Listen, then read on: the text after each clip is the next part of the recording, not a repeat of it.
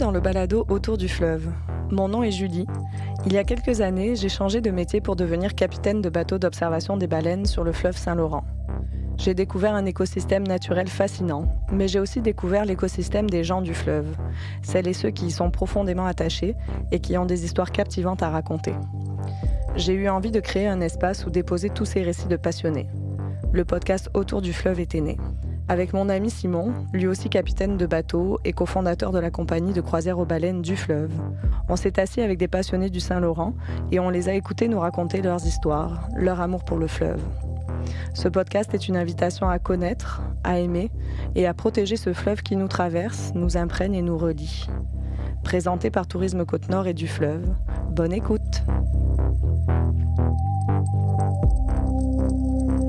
C'est le fun parce que tu côtoies beaucoup de monde qui sont bons, puis tu apprends de eux, puis tu prends un peu de chaque personne que tu croises, puis ça devient qui toi tu es, puis ça m'a vraiment aidé, je pense.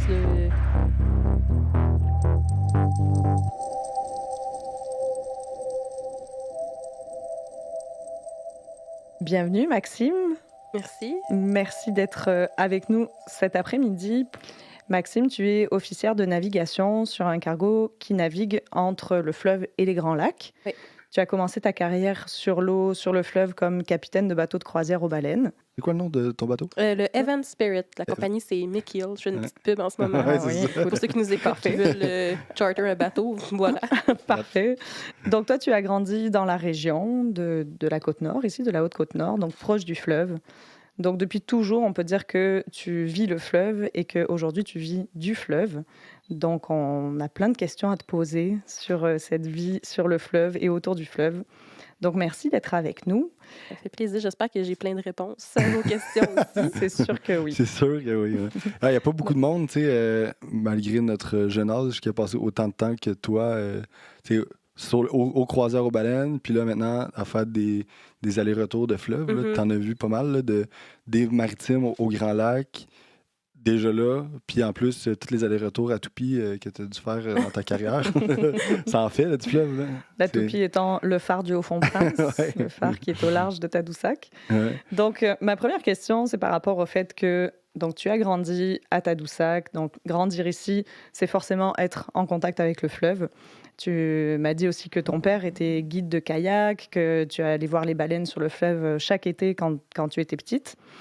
Donc, j'imagine que tu dois avoir des milliers de souvenirs par rapport à ça. Est-ce qu'il y a une expérience en particulier qui t'a marqué? Une en particulier.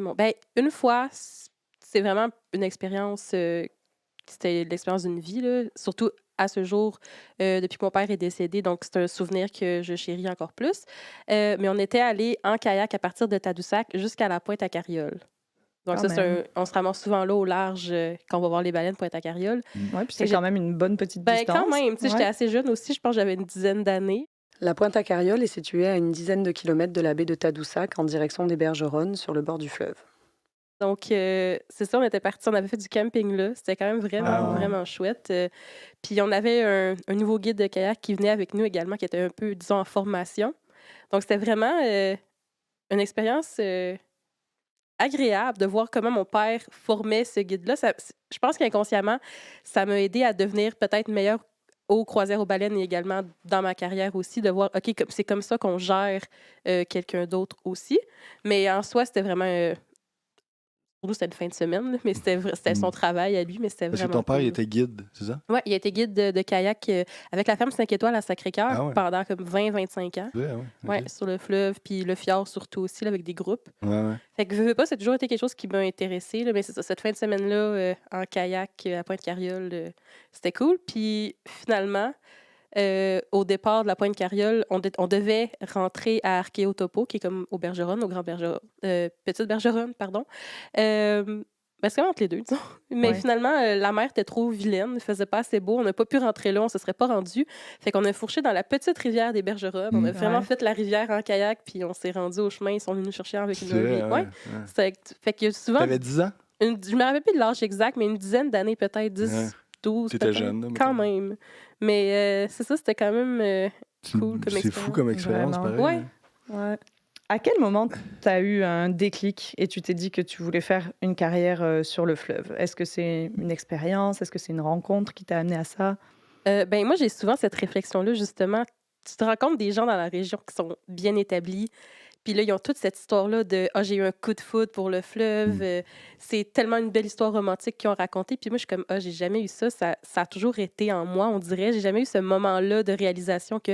Parce que en venant d'ici, j'ai jamais eu à me dire « Ah, je veux déménager là à tout prix et changer de vie pour vivre le fleuve à la hauteur de Tadoussac, la Haute-Côte-Nord. » Mais je me souviens, encore une fois, par rapport au kayak sur le fjord, on avait un groupe, une famille, si je me rappelle bien, qui était venue en kayak avec nous. Puis mon père m'avait amené avec eux parce qu'il y avait une fille de mon âge, à peu près, ce couple-là. Ils ont dit, ça va faire de la compagnie pour la jeune fille. Puis moi, je me rappelle, je faisais mon petit guide. Là. Je nommais toutes les espèces qu'il y avait dans le coin. Puis je faisais ma petite savante. Là. C'était vraiment... Puis là, mon père disait, toi, tu vas faire une biologiste. Tu vas devenir biologiste. Puis finalement, ben c'est pas si loin que ça. Quand j'ai commencé au croisière aux baleines, c'était un peu entre être sur l'eau, sur le bateau et faire le guide en soi. Mais c'est vraiment à ce moment-là que je pense, je me dis, une carrière sur l'eau ou près de l'eau, c'est quelque chose pour moi. Après ça, j'ai eu d'autres remises en question. Mané, je voulais être coiffeuse, Mané, je voulais être prof. Il y a tout le temps eu des petites embûches qui ont dit, non, ça sera pas ça. Mais depuis aussi jeune que je me souviens, c'était ça. Là. J'ai fait un exposé oral au primaire sur les belugas. Ça a toujours été là, on dirait. Le côté de transmission, dans le fond, de cet environnement que tu connais, que tu aimes et que tu as envie de transmettre aux gens qui viennent ici. Oui, mais tu sais, c'est ça, j'ai pas le petit côté, ça a été un grand changement dans ma vie de venir ici puis tomber en amour. Ça a toujours été là. Oui. Je pense pas que ça enlève de la valeur à mon, pas du tout. À mon amour du fleuve puis de la profession, mais c'est moins romantique, disons.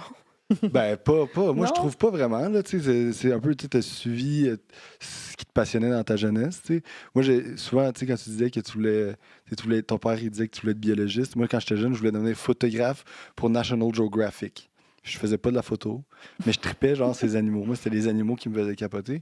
Fait, mais entre ce moment-là, puis où est-ce que je suis rendu dans ma vie, on dirait qu'il y a comme une ligne. On dirait que c'est comme assez linéaire, mais c'est vraiment pas linéaire. Là, on se pose tellement plein de questions que finalement, une fois qu'on voit où est-ce qu'on est rendu dans la vie, ça a du sens. Là, tu voulais devenir biologiste, puis tu trippais ces baleines. Puis là, où est-ce que tu es rendu, c'est comme ça a du sens. Il y a un lien, mais le lien n'était pas clair dans le temps. Là, ça a tout du sens en bout de ligne, là, l'histoire. Là, c'est ça qui est cool. Là. Moi, jamais j'aurais pensé que j'allais finir ici. Là. Jamais. Là. Comme je disais... la première fois que je suis venu ici, c'était au quai des pilotes quand mon père faisait de la plongée. Puis je flottais comme un ballon. Il m'avait rempli un dry suit, puis je flottais. Puis finalement, 20 ans plus tard, 30 ans plus tard, je suis rendu ici pour de vrai. T'sais. Puis je suis tout le temps rendu au quai des pilotes. Je ne suis plus en ballon, là, mais... Tu flottes sur ton bateau. C'est ça. Ça pourrait être... on pourrait faire ça un jour. Se remplir des dry suits, puis aller juste flotter. Se tirer au large. Oh! Let's go. On le fait.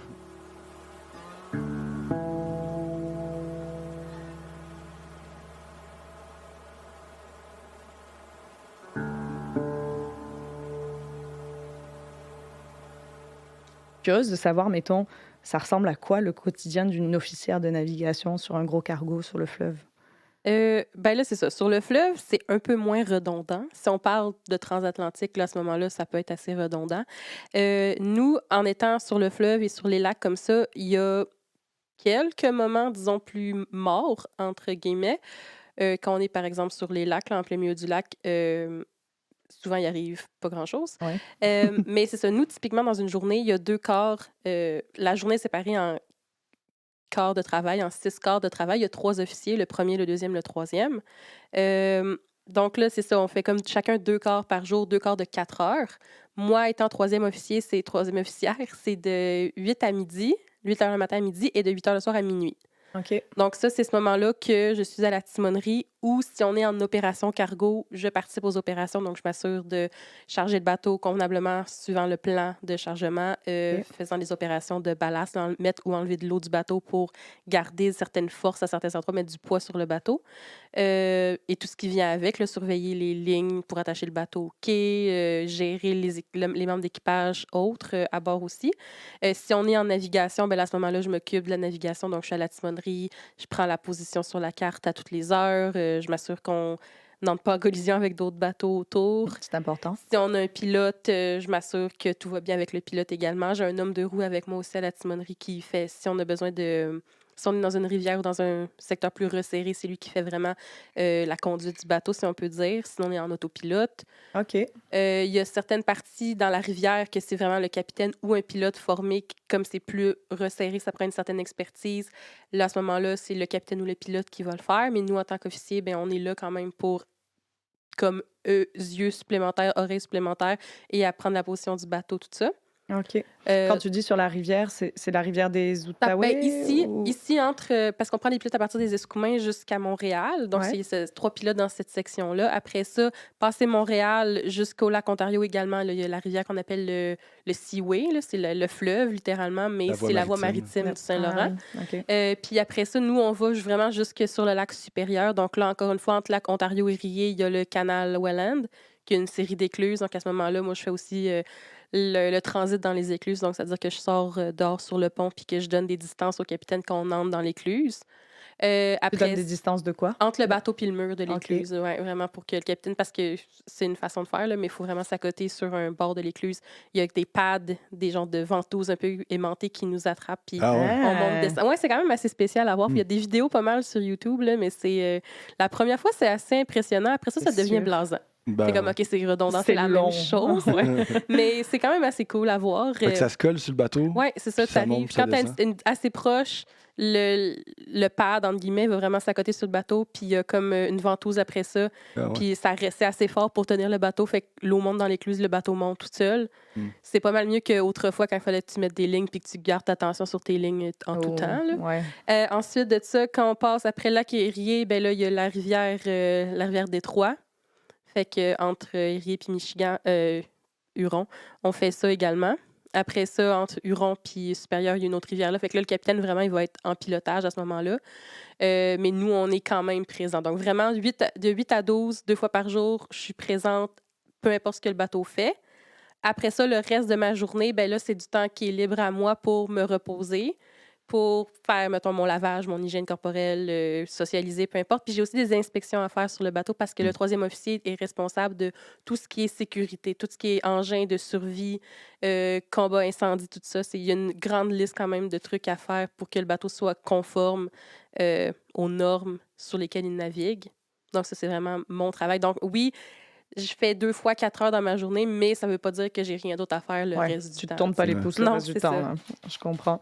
Quand tu dis, là, mettons, parce que tu dis que des fois c'est le capitaine, des fois c'est le pilote qui conduit, c'est dans quel cas que c'est le pilote? C'est qui décide? Le capitaine, en ça, peut être pilote. C'est pas tous les capitaines qui sont pilotes, là, mais si, par exemple, ici dans le fleuve Saint-Laurent, ben, on fait affaire avec l'association de pilotage. Donc là, oui, ça va vraiment être un pilote qui va le faire. Tandis que, tout dépendant de la compagnie, des fois, ils prennent un pilote X parce qu'il y a une association de pilotage sur les Grands Lacs également. Mais certains capitaines et même premiers officiers sur des navires sont formés pilotes pour l'association de pilotage des Grands Lacs, le GLPA. Okay. Donc, à ce moment-là, ça va être eux qui vont le faire aussi s'ils sont formés puis qu'ils ont les qualifications. Là, ils peuvent le faire aussi. Ça fait sauver de l'argent à la compagnie, là, ni plus ni moins. Ah ouais, OK. C'est ça aussi, je réalise aussi qu'il n'y a peut-être pas tout le monde qui sait c'est quoi les pilotes. Là. Ouais. Tu nous expliquer un peu? T'es-tu à ta place en parler? Oui, pilote, c'est ça. C'est drôle parce qu'il y a beaucoup de monde qui disent, tu dis aux gens, je vais travailler sur un bateau, c'est comme, ah ouais, tu vas être pilote, ah ouais, tu vas être capitaine. Mais c'est ça, il y a beaucoup d'autres choses à faire sur un bateau que juste être pilote ou capitaine. Mais le pilote, c'est vraiment un expert sur un secteur donné qui connaît vraiment courant, marée, profondeur, tous les enjeux de la navigation, les lumières, les feux, tout ça. Donc, comme ici, le fleuve Saint-Laurent, c'est considéré comme une voie navigable assez difficile, on prend des pilotes entre Escoumins et Québec pour ce secteur-là. Ensuite, on fait un changement à Québec jusqu'à Trois-Rivières. et ensuite jusqu'à Montréal. Il y a un autre changement à Trois-Rivières Oui, aussi? il y a un changement à Trois-Rivières. Puis après ça, plus loin, passer Montréal, ça prend aussi un pilote, là, comme je disais, pour l'Association des Grands Lacs. Pour faire vraiment toutes les...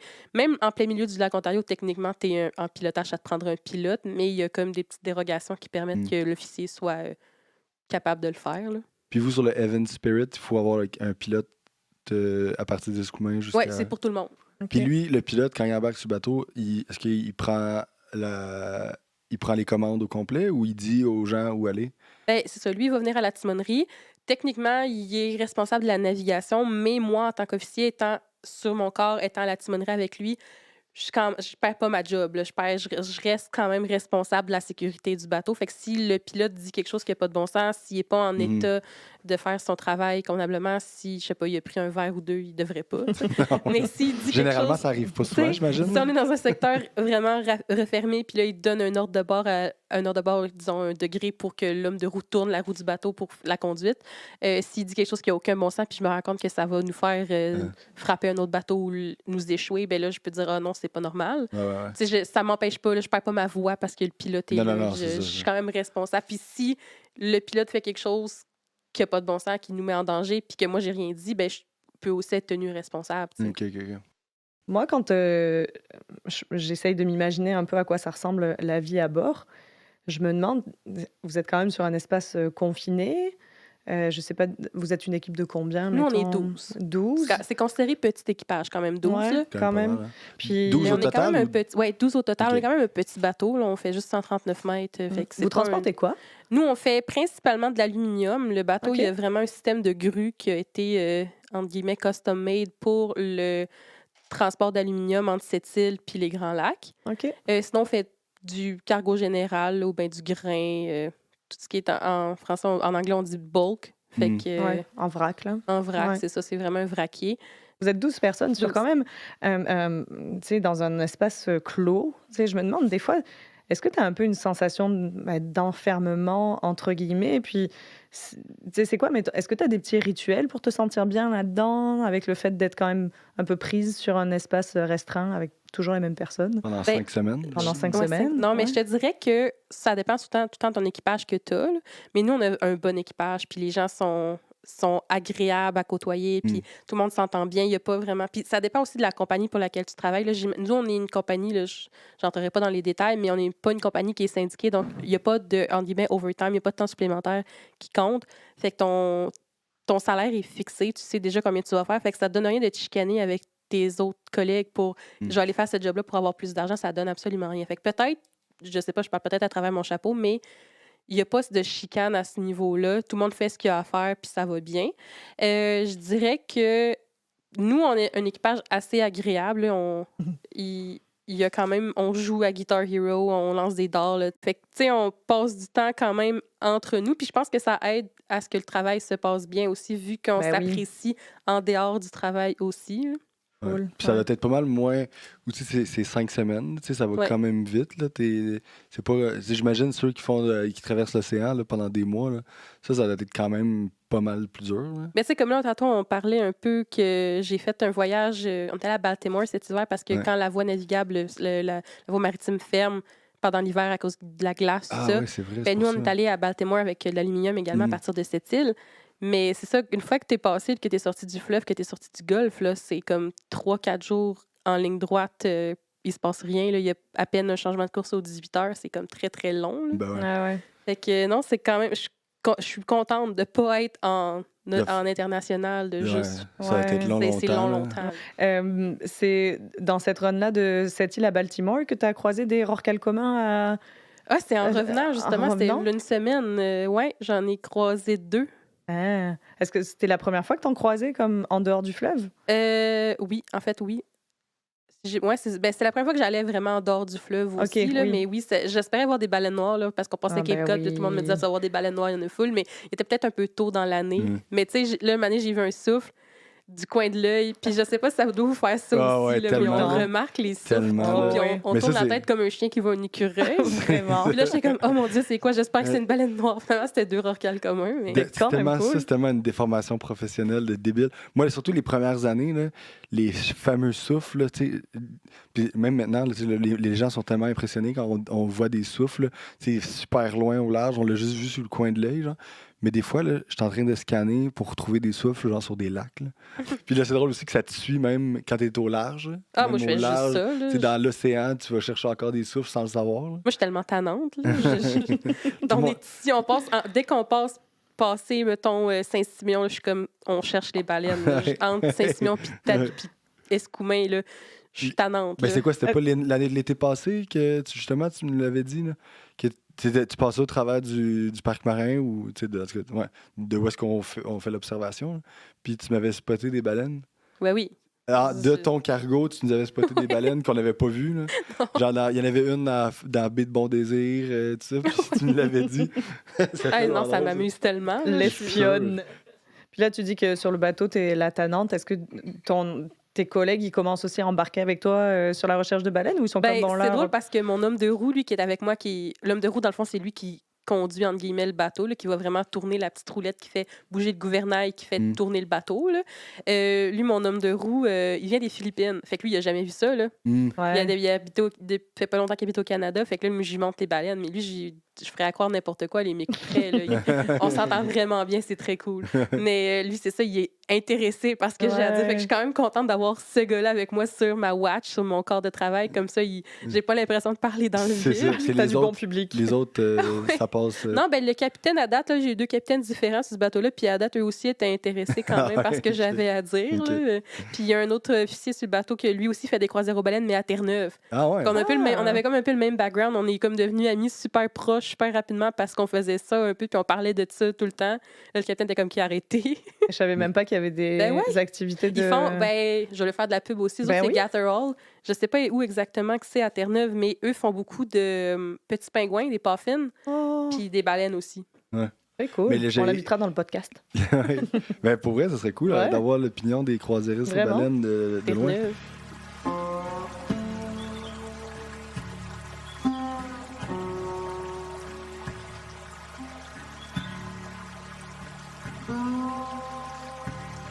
Je pense que les trois autour de la table, autour de nos micros, on a un point commun sur notre façon de travailler sur l'eau et notre façon de prendre un peu des libertés sur la radio pour faire des petites blagues. Moi, l'image que j'ai de la navigation, comme tu fais sur ton cargo, je vois ça vraiment comme quelque chose de très codifié, de très sérieux. Est-ce que c'est vraiment le cas ou est-ce que des fois aussi quand même il y a des liens entre des capitaines qui se créent, puis que là ça jase un petit peu sur les ondes, puis tu sais, ça ressemble à quoi l'ambiance de travail? Si on parle de codifier, je te dirais que ça va vraiment avec la compagnie et aussi l'origine de la compagnie. OK. Si c'est... Par exemple, s'il y a beaucoup d'Indiens qui travaillent sur un bateau, là, oui, ça va être plus strict un peu. Ils vont porter l'uniforme, la chemise blanche, tout ça. Ouais. Tandis que des compagnies canadiennes, à ce moment-là, c'est un peu plus de laisser aller. Là, c'est quand même plus relax. Même les pilotes, là, entre eux, ils se connaissent par leur petit nom, ils s'entendent au radio, puis ils savent quel pilote s'en vient, puis ils savent tout le temps qui est où. Là. Ouais. Ils sont vraiment, sont tout le temps le nez dans leur téléphone à voir, OK, il y a telle personne sur tel bateau, je vais l'appeler tantôt. Puis ils sont contents de se croiser, un peu comme on fait. C'est quand même assez drôle, il y a un petit parallèle à faire. Ils restent quand même, j'imagine, un peu plus professionnels. Oui, puis ils savent aussi lesquels qu'ils n'aiment pas. Là. Surtout, le pire, je te dirais, c'est dans la voie maritime, là, dans le Seaway. Il y a certains pilotes de l'Association des Grands Lacs qui sont un peu cow-boys avec les règles. Il faut savoir que là-bas, il y a beaucoup de limites de vitesse à respecter pour la profondeur, pour différents facteurs, pour le wake, pour ne pas briser les berges, tout ça. Puis il y en a qui poussent vraiment les limites. Là, puis il y a certains endroits où c'est tellement serré que tu ne peux pas rencontrer là, mais il y en a qui vont quand même te forcer à se rencontrer où c'est plus serré parce qu'eux n'ont pas de temps à perdre. Si tu reçois, parce qu'il faut comprendre que les écluses dans lesquelles on passe, c'est pas 2 bateaux en même temps, là, c'est un à la fois. Fait que si, mettons, toi, tu descends, il y a un bateau qui veut monter, ben, il va attendre que toi, tu sois descendu. T'sais, ils vont pas faire... L'écluse était déjà pleine, ils vont pas la vider pour faire monter un bateau, puis après, toi, tu vas descendre avec. T'sais, ça va y aller selon une certaine logique. Mais là, il y en a qui vont chialer au radio, ils vont comme pleurer pour essayer d'avoir l'écluse avant pour sauver du temps, parce que le temps, c'est de l'argent.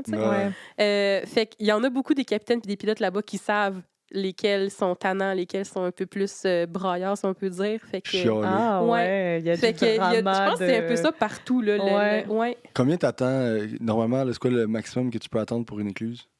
C'est pas long. D'habitude, t'attends pas tant longtemps. Là, à moins qu'il y ait vraiment beaucoup de trafic, que ce soit très, très jammé, puis que là, faut que soit t'ailles attendre au mur, parce que ça va quand même assez vite. Là. C'est pas long, c'est 10 minutes dans l'écluse. On pense que c'est genre 1 heure, mais c'est juste 10 minutes. Là. C'est pas si long. Ouais, non, c'est pas long. Fait que tu peux attendre comme au mur de l'écluse avant de rentrer peut-être une demi-heure. Là. Mettons le temps qui monte, celui-là qui est avant toi, descendre l'autre, toi, tu vas remonter. C'est pas si long que ça. Ah, OK. J'étais sûr, moi, que ça prenait tellement de temps à remplir le truc, puis le vider. Non, ben juste te dire, le canal Welland, il y a 8 écluses. Une journée de 12 heures, tu passes au travers. Là. Welland, ça, c'est dans entre le lac Ontario et Rier. OK. Il y a comme beaucoup d'écluses là. Tu montes comme 3 écluses de suite. C'est pour monter les chutes Niagara, dans le fond. Là. C'est quand même un bon dénivelé. Là. Ouais. Ah, OK. Ah ouais, vous montez les chutes du Niagara. Non, j'ai eu comme une image. Tu donnes un swing. Oui, c'est ça. Ouais, une bonne swing. Ça, c'est drôle. En parlant de radio, là, par contre, là, Max et moi, on est devenus amis de radio avant de... On s'était jamais rencontrés. Ça a pris comme 2 ans. Moi, je partais des Escoumins, toi, tu partais de ta... jamais Puis on était genre meilleurs amis. chums. Genre, c'était trop cool. Puis on s'était jamais vu de nos vies. Là. Pourtant, on n'était pas très, très loin. Là. Mais on s'était jamais vu. On avait vu nos bateaux. On avait partagé des sites d'observation. On faisait des jokes à côté. Mais ça a pris comme 2-3 ans. Et la première fois qu'on s'est vu, pour vrai, t'étais sur le Frank Slim. C'est ça. C'était en 2021. T'étais attaché genre au quai secondaire. On s'était jamais vu avant. Moi, j'étais nerveuse. J'étais comme, du coup, qu'on s'aime pas en vrai, finalement. On se chicane. On se chicane sur terre. On est juste amis sur l'eau. On est juste amis radio. T'es pas comme je t'avais imaginé. Je me rappelle, en plus, t'étais comme parti en retard ou quelque chose. Il y avait de quoi avec le bateau. T'as fallu que t'attendais. J'ai comme, oh mon Dieu, on va enfin se rencontrer. Ouais, c'était tellement une drôle d'histoire, ça.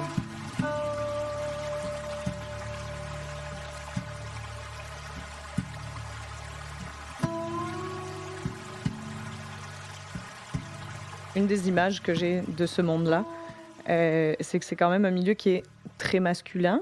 Oui. Est-ce que c'est le cas? Puis toi, comment, sans mauvais jeu de mots, là, mais comment tu navigues là-dedans? C'est fort. C'est un bon jeu de mots. Bon jeu de mots. Je suis fière de moi. Non, c'est pas vrai.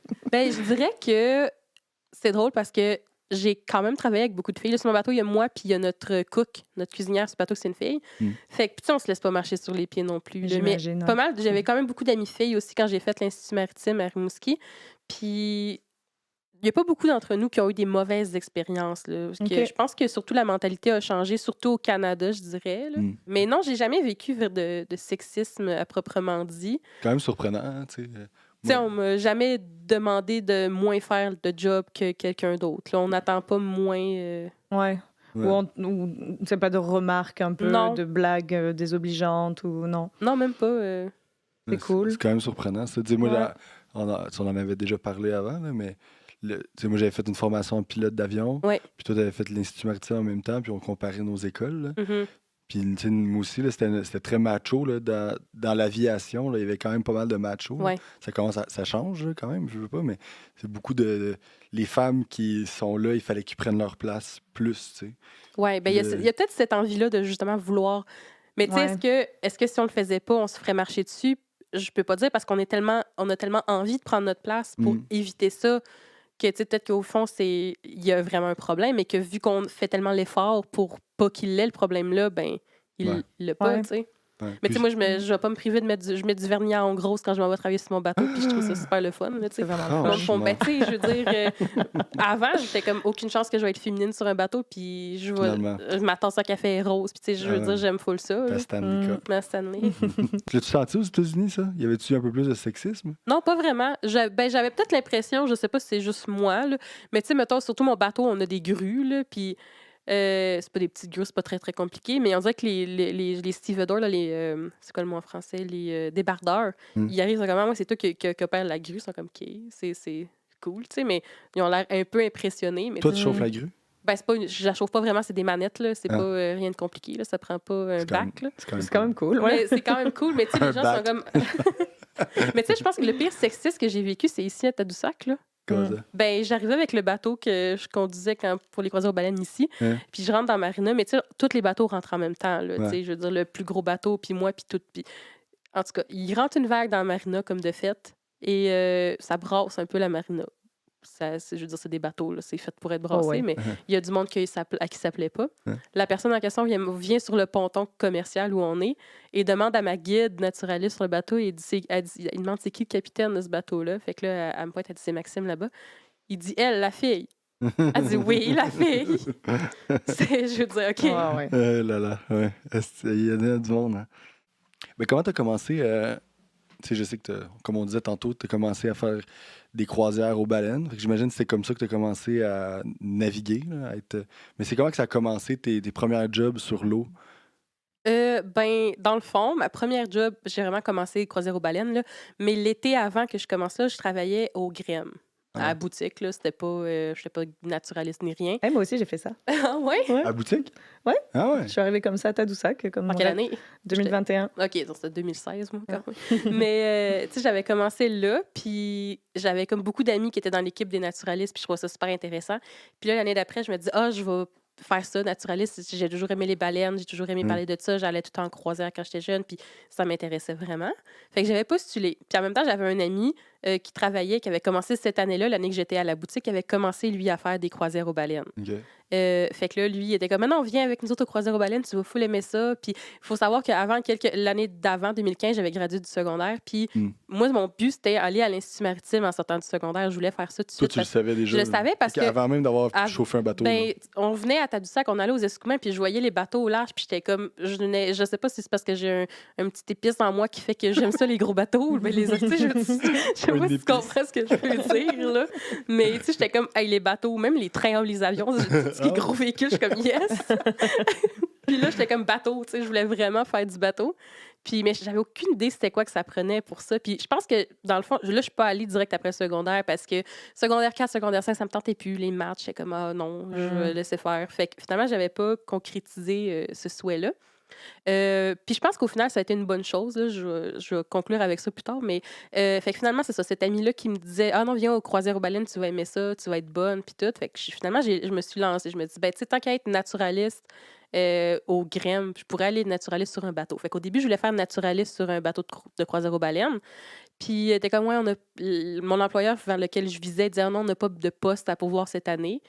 Puis là, je me dis, tant qu'à être naturaliste, si t'es capitaine, t'es les deux en même temps. Pourquoi pas? Fait que je me suis lancée, puis c'est vraiment même que ça a fonctionné. Ouais, ça a fait, puis j'ai vraiment full aimé ça. Puis, en quelque part, j'ai commencé à l'Institut maritime en 2019, fait que j'ai quand même fait quelques années de croisière aux baleines avant ça. Puis je pense que ça m'a donné un bon background. J'ai fini tous mes cours de cégep, mes cours de base. Je connaissais vraiment toutes ces affaires-là dont on a parlé, le vent, le fetch, tous ces trucs-là. C'est comme des connaissances que faut vraiment que tu l'apprennes, il faut que tu le vives pour le savoir. Puis ça t'aide quelque part dans ta carrière. Tous les termes maritimes, utiliser un radio, côtoyer les bateaux, tu sais, c'est quelque chose, ça m'a vraiment aidé, je pense, qu'une fois rendue là-bas. Pas juste, dans mes cours, j'étais bonne, mais aussi quand tu vas en stage sur des gros bateaux, ben tu sais comment vivre sur un bateau, tu sais c'est quoi, tu sais le respect entre différents employés sur le bateau, en différents types de bateaux également. Ben ouais. Puis aussi, tu sais, je pense que c'est surtout étant à Tadoussac, puis c'est même partout, là, même aux Escoumins, tout ça, les croiseurs aux baleines, veux pas, il faut que tu apprennes vite. Oui, il faut que tu apprennes vite et bien. Ben, bien vite. Mais moi, j'avais pas de temps de mer quand j'ai commencé. Puis ça prenait 2 mois de temps de mer. Fait que j'ai fait beaucoup de croisières comme passager en petit Zodiac pour apprendre. Puis c'est le fun parce que tu côtoies beaucoup de monde qui sont bons, puis tu apprends de eux. Puis tu prends un peu de chaque personne que tu croises, puis ça devient qui toi tu es, puis ça m'a vraiment aidé, je pense. C'est vrai. Puis être sur l'eau, observer aussi comment les autres capitaines naviguent sur l'eau, se placent, les communications.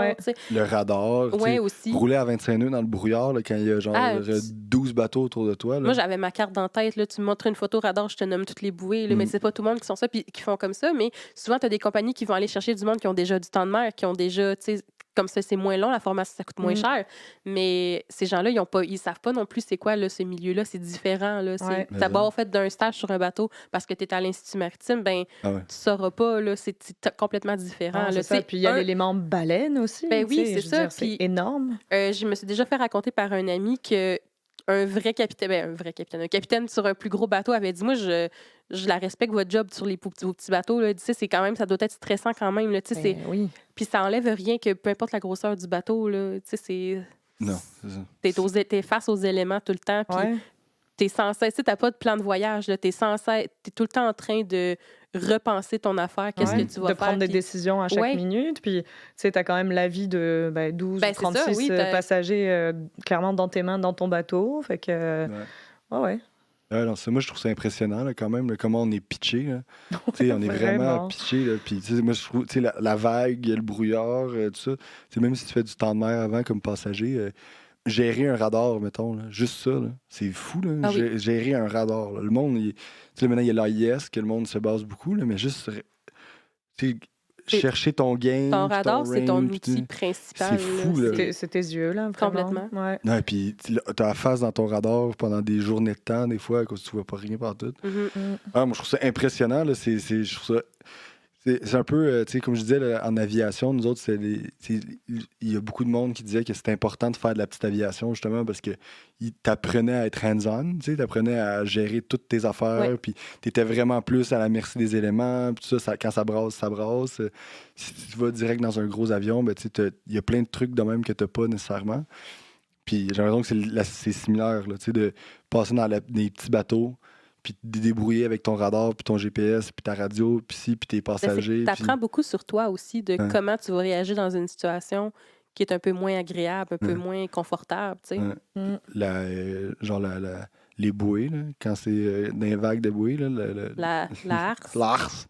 L'ars. J'ai su pourquoi on appelait ça de même.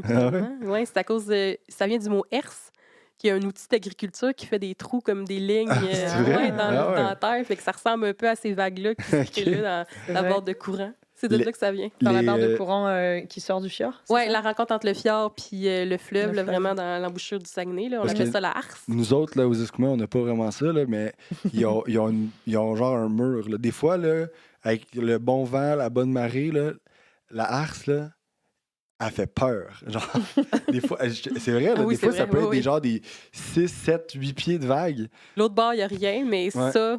Des deux bords, il n'y a rien. Genre, il y a juste comme un mur. Au moins, tu sais que c'est un mauvais moment à passer. Mais, c'est ça. Ça va être là une demi-heure. Tu vas repasser après, il n'y aura plus rien. Une question de timing. C'est quand même assez impressionnant. Puis, tu sais, sur toutes les cartes marines, quand on passe sur les gros bateaux, sur les Exis, sur les cartes électroniques, il y a tout le temps une note là, dans ce secteur-là que c'est à faire attention. Puis, tu sais, souvent, les pilotes, quand on prend Escoumins Québec, ben ils vont regarder le bateau en autopilote. Là, c'est surtout les bateaux que l'autopilote tient bien. Mais ce secteur-là, souvent, ils vont le prendre en manuel parce qu'il y a trop de courant. À 55, genre? Ouais. C'est aussi la 55? Oui. La 55. Ben, tu sais ce qu'on dit tout le temps, hein? Smooth bord de courant de la 55, never made a skill de Capitaine de Zodiac. La 55, on dit tout le temps. La 55, ça, c'est une bouée. Ouais. Faut expliquer. Une balise, un repère sur le fleuve. C'est ça qui est entre l'île Rouge puis le Haut-Fond-Prince. Puis c'est ça, c'est vraiment comme la fin de l'estuaire maritime, puis le début de l'estuaire moyen, c'est ça, genre là. Ouais. Mais il y a vraiment comme la rencontre des eaux, là, souvent là, entre l'eau, genre plus l'eau d'en haut, puis l'eau verte, c'est ça. Okay, mais ça brasse, ça. Brasse, ça. C'est impressionnant. Des fois, là... la bouée est complètement couchée, là. Cantée, comme on dit. Puis ça peut coucher des bateaux aussi, c'est ça qui est débile, là. Genre, quand tu fais pas attention, là. J'ai déjà eu des... Tu sais, avec même l'estuaire, là, avec Tadoussac autrement, là, le bateau, là, des fois, il fallait que je le vire dans la harse. Ben moi aussi. Sinon, je l'ai embarqué. Croisière AML, le Marsouin 2. Surtout que l'arrière du bateau, comment il est fait, il y a comme un gros, il appelle ça un transom, là, un gros tableau en arrière, là, la vague qui pogne là-dedans. Là, t'as aucun contrôle sur le bateau. Puis ça, c'est vrai parce que dans un de mes cours à l'Institut maritime, on en parlait de ça, puis 2 semaines après, je m'en vais travailler à Tadoussac, puis je me rends compte que c'est vrai, je viens de le vivre. On en a parlé à l'école. C'est le fun de faire un parallèle entre ça aussi. Non, moi, j'ai pas eu ça. Hein, j'ai pas eu cette formation-là. Là, on dirait que je l'apprends tout le temps, genre trop tard. Sur le tas. Là, j'ai plus de contrôle, là. Oupsie. Pour rester dans l'univers des croisières aux baleines, peux-tu nous raconter ton anecdote la plus marquante de baleine? Oh mon Dieu, j'aurais dû savoir d'avance que cette question allait venir. On dirait que ça fait tellement longtemps que je n'ai pas fait que j'ai pas de... Je n'ai tellement plusieurs. Là. Ou pas forcément la plus marquante. Non, c'est pas la plus marquante, mais... Ben, il y avait un été, je sais pas si je devais... Peut-être que tu n'étais pas là, Simon, mais Tic-Tac-Toe, cet été-là, elle faisait de la pectorale sans cesse. Elle était complètement dingue. Puis, Tic-Tac-Toe étant une baleine à bosse dans le secteur. Puis, tout le monde disait « Ah, elle pue, elle est malade, elle est dégueulasse, elle va pas bien. » Puis là, elle faisait tout le temps de la pectorale. Puis finalement, l'année d'après, elle avait un bébé. Fait qu'on se dit, c'est peut-être ça qu'elle avait finalement. Mais cet été-là, il y avait eu de la brume pendant comme, je sais plus combien de jours, mais au moins 17 jours en ligne sans que la brume ne se lève. Puis des fois, ça se levait des petites patches, là, des petits secteurs, pas de brume. Mais tu trouvais que c'était difficile. Là. C'était quand même assez dur. Puis là, à un moment donné, on est comme tout dans le coin Cap-Granit, Pointe-Carriole. Puis on écoute, on fait des stations d'écoute, essayer de trouver des baleines. Puis là, on commence à entendre des claquements de pectorales sur l'eau. Puis là, la brume s'est levée comme juste un peu. Puis c'était Tic-Tac-Toe qui faisait de la pectorale colétaire en sous-pilote. C'était vraiment cool.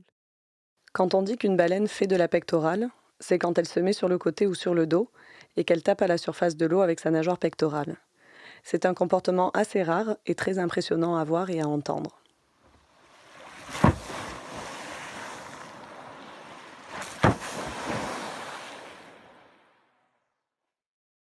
Puis sinon, souvent en brume que ça arrive. C'était ma première croisière après ça, été 2020, post-COVID. Saison qui était incertaine, on savait pas, tu sais. Première croisière que je fais cette année-là, puis j'étais avec le bateau qui part de dans le Saguenay, là, le Saguenay Aventure, qui s'appelait autrement... Chevelure de Bérénice? Non, il s'appelait pas comme ça, je pense, à l'époque. Il a changé de nom récemment. La compagnie et aussi le bateau, là, je pense. Avant, c'était juste payer quelque chose. Pneumatique, quelque chose, non? Je sais plus. Il n'y en a pas un qui a un nom bizarre, là? Je sais plus. Mais bref, le gars, il avait un peu moins d'expérience que le reste de nous, mais c'est correct, tu sais. Là, il m'appelle au radio, il dit « Ah, il y a un commun à côté de nous, ils viennent de lever la queue. » Puis là, je disais « Comment ça, il y a un commun? » Non, il dit qu'il y a une baleine là-bas, ça vient de lever la queue, elle est là. Puis là, la brume s'est levée au même moment, c'était une bleue qui était couchée sur le côté, la pectorale d'un air, puis elle mangeait. Wow. On était collés terre, genre...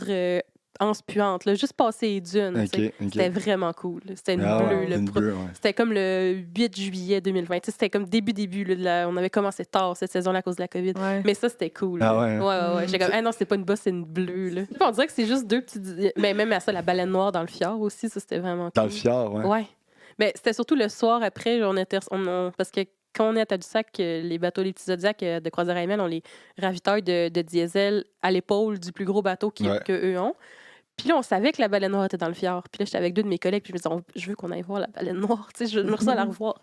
Puis finalement, on a demandé permission au directeur régional, on dit, on peut-y aller? Puis il a dit, oui, c'est correct, allez-y, tu sais. Fait qu'on est parti avec le Zodiac dans le fjord, puis on attendait qu'elle sorte plus proche de la pointe de l'îlet. Elle est sortie comme 20 pieds en arrière de nous autres. On avait les moteurs arrêtés, tu sais. Elle est sortie tellement proche. T'avais l'estran, le parc marin, le garde-parc était comme collé terre à Pointe-Rouge. Il était comme, avez-vous un visuel? Ah oui, on a vraiment un visuel. Elle est là. Je vais vous dire ce qu'elle va faire. Là. Vous êtes pas capable de la suivre. Là. Elle est là. Ça, c'était quand, ça? C'était le 2000... C'était 2022. 22. Ouais. Ouais, méchante affaire. Ça, cool. Ça, c'est fou. Mais c'est justement, ça te manque pas, ça?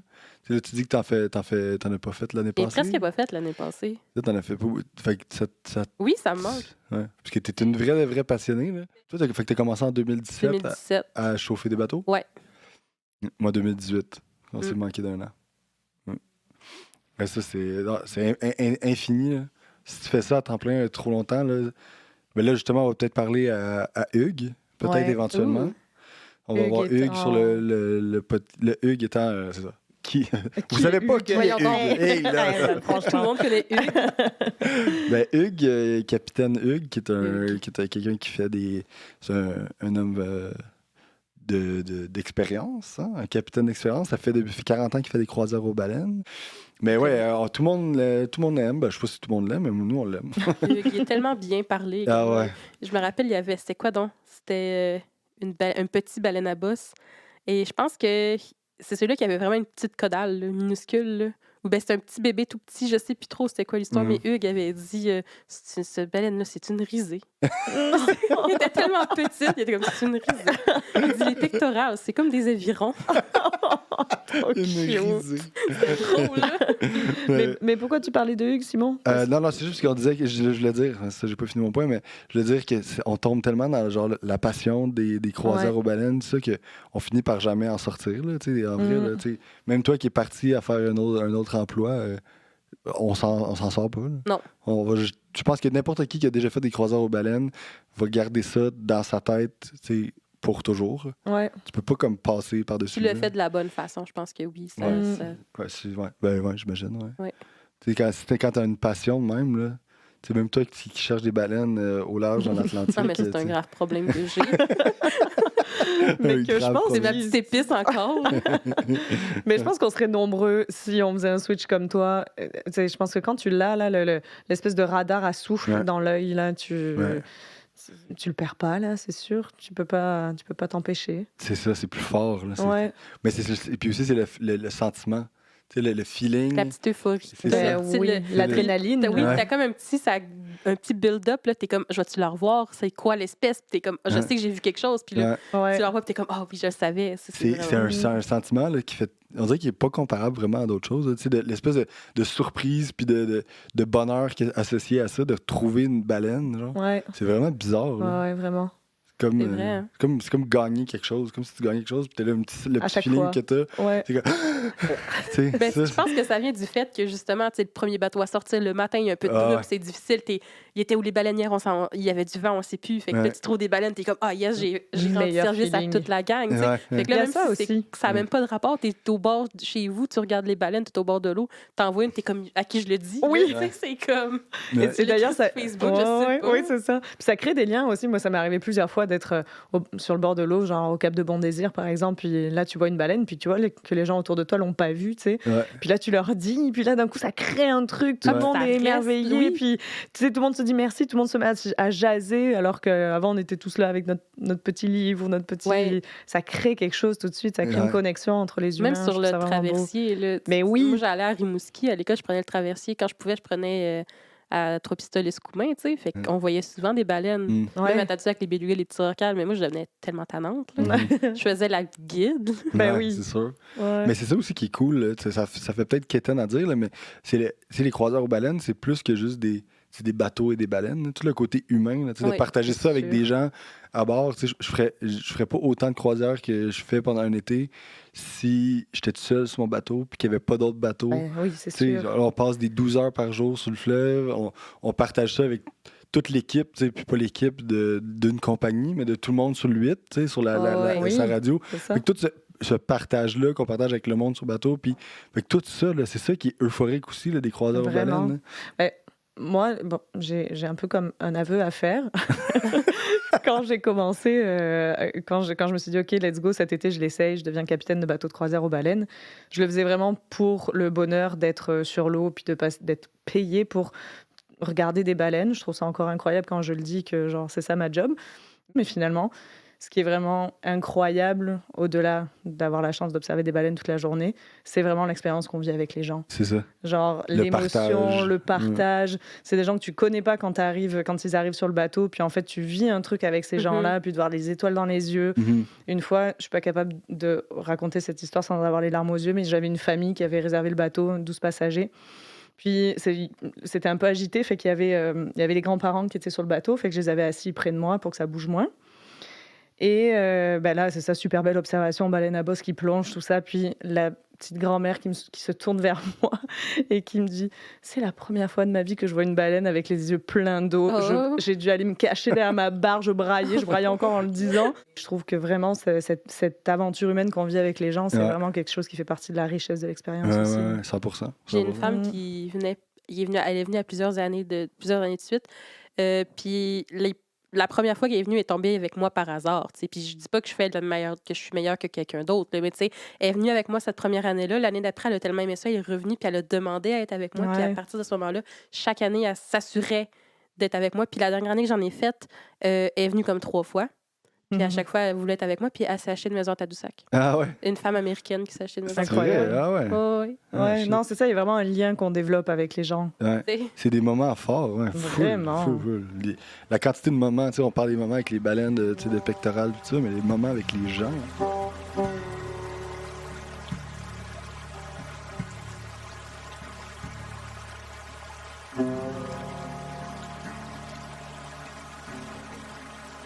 Non, mais moi, je serais curieux de savoir comment tu vois, mettons, ta vie, le restant de ta vie sur le fleuve.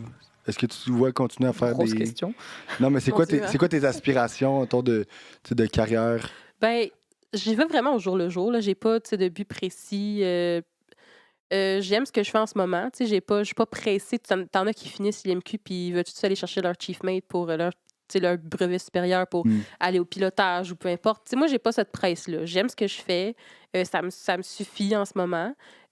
Puis en étant ici à Tadoussac, dans le coin, ben il y a tellement des options ici aussi. Là, tu peux aller travailler au traversier.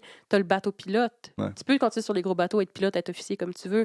Il y a les croisières aux baleines pendant l'été. Je veux dire, il y a même au radar trafic Escoumins, c'est quelque chose qui m'intéresse. Je veux dire, je m'arrête pas à ce que je fais en ce moment. Fait que je vais voir avec le temps qu'est-ce qui va se passer. Je sais que j'ai beaucoup de portes ouvertes. Puis il y a beaucoup de choses qui m'intéressent. Fait que pourquoi pas, tu sais. OK. Mais je me mets pas de stress avec ça, vraiment. Là. Ouais, c'est le fun. C'est le fun de rester ouverte aux opportunités. Puis, moi, je c'est trouve tellement un beau milieu vivant qu'il y a tellement de... Tu sais, les robots voleront pas notre job, là. Non, c'est ça qui est le fun. Ben, peut-être certaines parties, mais en tout cas, non, il y aura toujours besoin d'humains pour conduire des bateaux. Là. Ah oui. Non, mais déjà, il peut y avoir des meilleurs autopilotes. Oui, déjà, on va commencer par ça. Non, mais mon autopilote, il tenait pas dans 3 mètres de vague l'autre jour. Ah, c'est vrai? Ah ouais. Je veux dire, je me verrais mal faire voler ma job par un robot. Là. Non, c'est ça qui est bizarre, ben, hein? Tu sais, mettons, un avion, ça peut s'atterrir automatique là, avec les... Mais un bateau, si ça brasse trop, il débarque. Ouais. C'est drôle, hein, pareil. Justement, t'en as-tu eu ben de la vague? T'as-tu eu des belles grandes tempêtes dans On le a fleuve? été chanceux. Ben, c'est plus sur la côte est américaine là, que ça aurait pu être l'autre équipage. Moi, il faut que tu saches que j'ai fait un voyage à Baltimore aller-retour. En revenant à cette île, là, on était à 3000 de cette île. C'est là que ça brassait le plus. Puis c'était le soir, fait que je sais pas quel genre de vague on avait, mais ça brassait. J'avais jamais vu ça. Je pense que tu avais mis une story, non? Ben, ça, c'était rien. Ça, c'était le matin. Le soir, c'était pire. C'était fou. C'était déjà impressionnant. Ouais. Mais le soir, c'était pire que ça. Puis l'autre équipage, eux, ils ont eu encore pire que ça. Là. L'eau passait complètement par-dessus le pont. Moi, j'étais pas là. J'étais très contente de pas être là. Parce qu'il faut que tu saches que moi, j'ai le mal de mer. C'est comme, pour vrai? Cordonnier mal chaussé, je le gère assez bien. Puis apparemment qu'avec le temps, ça s'estompe. Mais je suis très cordonnier. Sur les petits bateaux, ça va. Sur les plus gros bateaux, moins. Ben, surtout en dedans, là, quand tu es à l'intérieur. Là. Ben, c'est surtout quand ça roule, le bateau, quand il va de bâbord à tribord. Là. Même si tu vois l'horizon? Oui. Ben, le soir, c'est ça, tu vois pas l'horizon, c'est comme pire. Là. Mais c'était surtout le stress. C'était la première fois que j'avais autant de vagues. Là. Je me disais, est-ce que le bateau va tenir? Puis oui, évidemment. Là, mais... C'est fait pour, mais Et surtout, on n'avait rien. Là. Il était léger, le bateau, il était en ballast. Là. Il y avait juste un bouchon de liège qui flotte dans l'eau. C'était très, très sécuritaire, mais tu as quand même cette petite peur-là. Ouais, mais de toute façon aussi, c'est inconfortable. Mais tu sais, c'est ça, cette journée-là, l'autopilote, toutes les 30 secondes, il y avait l'alarme qu'il tenait pas bien. Là, Mais c'est ça. Fait que là, dans ce temps-là, tu le chauffais à la main? Non, il rembarquait. Il tenait, je veux dire, il débarquait pas assez longtemps pour qu'on aille vraiment... puis on a vitesse réduite parce que faut que tu comprennes qu'un bateau, quand, mettons, s'il y a un gros creux de vague, ben, que ton hélice sort, ben là, ton hélice, il n'y a plus de résistance, ça va tourner trop vite, ça va faire surchauffer le moteur, overload. Fait que là, tu peux avoir un blackout, une panne généralisée. Fait que on allait vraiment pas vite à ce moment-là. Là. C'était très, très sécuritaire. C'est quand même sécuritaire, les bateaux. Là. Oui. Je pense que dans les dernières années, il y a eu... parce que d'ailleurs, à Baltimore, j'ai vu le pont mon Dieu, c'est vrai. Qui n'est plus. Mais tu sais, dans les dernières années, il y a beaucoup de monde qui se disent les ponts frappent les bateaux frappent les ponts frappent les bateaux. Les bateaux frappent les ponts. Récemment encore, on a vu en Méditerranée, là, il y en a 2 qui sont entrés en collision. Tu sais, je veux dire, les gens, après ça, rien que l'année passée, c'était du sac, lui qui était en feu, là, le MSC. Ben, en ce moment, il y en a un échoué à Terre-Neuve aussi. Tu sais. Je pense que c'est surtout une question de les gens en parlent, fait qu'on en voit plus, mais c'est pas sécuritaire.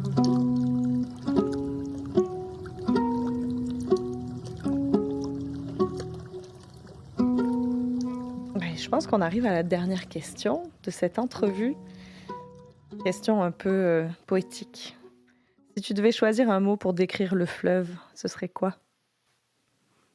J'aurais tendance à dire unique, mais c'est pas je sais pas exactement le mot que je voudrais dire que c'est jamais la même chose. C'est comme chaque fois que tu es sur le fleuve, c'est différent. Je sais pas comment le dire d'une autre façon, là, mais... C'est drôle que tu dis ça, parce que tantôt, on en parlait justement de comment le fleuve est justement unique pour chaque personne. T'sais. Tout dépendant du bateau sur lequel tu es. Si t'es sur le... Chaque personne a un fleuve. T'sais. Oui, c'est ça. Puis même toi, tu en as plusieurs fleuves à force de faire... D'une journée à l'autre, d'une heure à l'autre, c'est pas le même fleuve. Puis surtout, tu décides dans chaque bateau que tu es, pour chaque tâches que tu fais, tu sais, pour les croiseurs baleines, puis sur le Event Spirit, c'est pas la même affaire, tu sais. Ah, je pense qu'unique, c'est le mot qui est approprié, je dis. Ouais. Parfait. C'est une réponse poétique pour une question poétique. Exactement. Bon, ben merci beaucoup, Maxime. Ben là, merci à vous. Merci. Ça m'a vraiment fait plaisir. C'était cool de t'avoir. C'est vraiment une belle discussion.